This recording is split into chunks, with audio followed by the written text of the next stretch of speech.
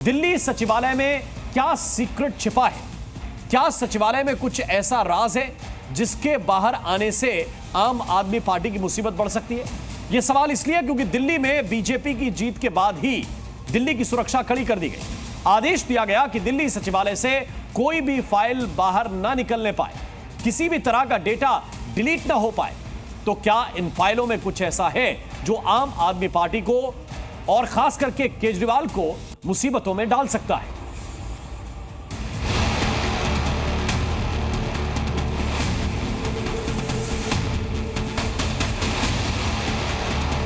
मैं गारंटी दे रहा हूं, पहले विधानसभा सत्र में ही सीएजी की रिपोर्ट सदन में रखी जाएगी।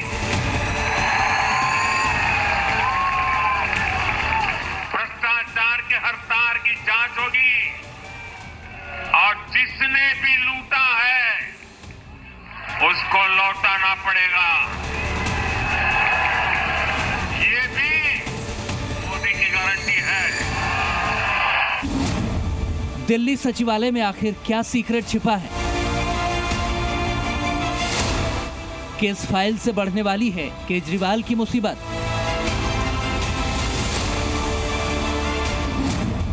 क्या सचिवालय में मौजूद हैं करप्शन के सबूत? सचिवालय की सुरक्षा कड़ी, सबसे बड़े एक्शन की घड़ी। बीजेपी क्यों चाहती है कोई फाइल बाहर न जाने पाए? दरअसल ये सवाल इसीलिए उठ रहे हैं क्योंकि आम आदमी पार्टी की हार के बाद ही दिल्ली में एक्शन शुरू हो गया था। सरकार के सामान्य प्रशासन विभाग यानी कि जीएडी के आदेश के बाद दिल्ली सचिवालय की सुरक्षा बढ़ा दी गई थी। आदेश है कि परमिशन के बिना कोई भी फाइल बाहर न जाने पाए, कंप्यूटर और हार्डवेयर को संभाल कर रखा जाए, किसी भी कागजात से कोई छेड़छाड़ न हो सके, सचिवालय परिसर से डॉक्यूमेंट भी बाहर न जाने पाए।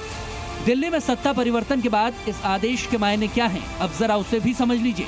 दरअसल दिल्ली सचिवालय से कोई भी फाइल बिना अनुमति के बाहर जाने से रोकना सरकार के गठन के बाद सभी विभागों की फाइलें जाने से रोकने का मतलब है। सरकार के गठन के बाद सभी विभागों की फाइलें खंगाली जा सकती हैं।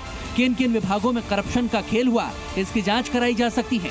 शराब घोटाले से जुड़े तार भी दिल्ली सचिवालय में खंगाले जा सकते हैं। शिक्षा विभाग से जुड़ी फाइलों की भी जाँच हो सकती है।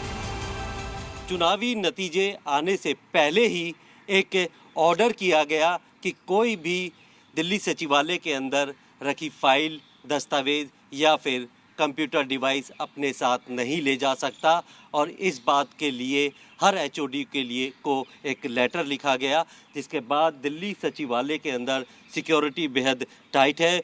24 घंटे यहाँ पर जो पुलिस है, सिक्योरिटी गार्ड्स हैं, वो यहाँ पर मौजूद रहते हैं क्योंकि अब सरकार बदलते ही जिस तरीके से बीजेपी के नेताओं ने ये दावा किया है और ये वादा किया है कि पहली कैबिनेट मीटिंग में एक एसआईटी बनाकर जितने भी घोटाले हुए हैं उनकी जांच की जाएगी। बीजेपी ने सत्ता में आने से पहले ही संकेत दे दिया था कि बीजेपी की सरकार आएगी तो दिल्ली में हुए करप्शन की जांच होगी।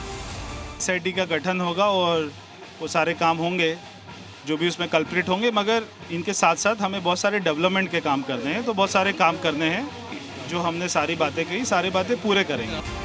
लेकिन सवाल यह है कि आखिर करप्शन के खिलाफ लड़कर दिल्ली की सत्ता में पहुंचने वाली, 10 सालों तक दिल्ली पर राज करने वाली आम आदमी पार्टी और फिर खुद ही करप्शन के आरोपों में घिरने वाली पार्टी आज डरी हुई क्यों है? प्रधानमंत्री देश के बहुत बड़े नेता हैं, मैं उनके बारे में क्या कहूँगा, लेकिन ठीक है, अब तो उनके चारों तरफ सरकार है। यूपी में भी है, हरियाणा में भी है, दिल्ली में भी है, केंद्र में भी है। अब तो जो साहब करेंगे वो हम देखेंगे कितना आरोप लगा पाते हैं। इसके अलावा हम क्या कर सकते हैं? हम एक सकारात्मक भूमिका विपक्ष की निभाएंगे। दिल्ली सचिवालय में हलचल तो है ही, राजभवन में भी सियासी हलचल कम नहीं है।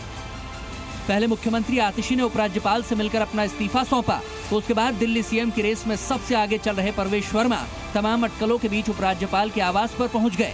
परवेश वर्मा के अलावा कैलाश गहलोत और अरविंदर सिंह लवली भी उपराज्यपाल से मुलाकात करने गए थे। इसके अलावा नीरज बैसोया और राजकुमार चौहान भी उपराज्यपाल के हाउस पहुंचे। हालांकि इस मुलाकात के मायने क्या हैं, इस सवाल से पर्दा उठना अभी बाकी है। जो भी काम हमारे नेता डॉक्टर साहिब सिंह वर्मा जी के अधूरे रह गए थे, जो उनके सपने थे, वो सारे कामों को पूरा करेंगे। हमारे प्रधानमंत्री नरेंद्र मोदी जी के विजन को आगे बढ़ाएंगे, दिल्ली में लेकर आएंगे। बहुत सारे काम करने हैं, बहुत सारी चुनौतियां हैं।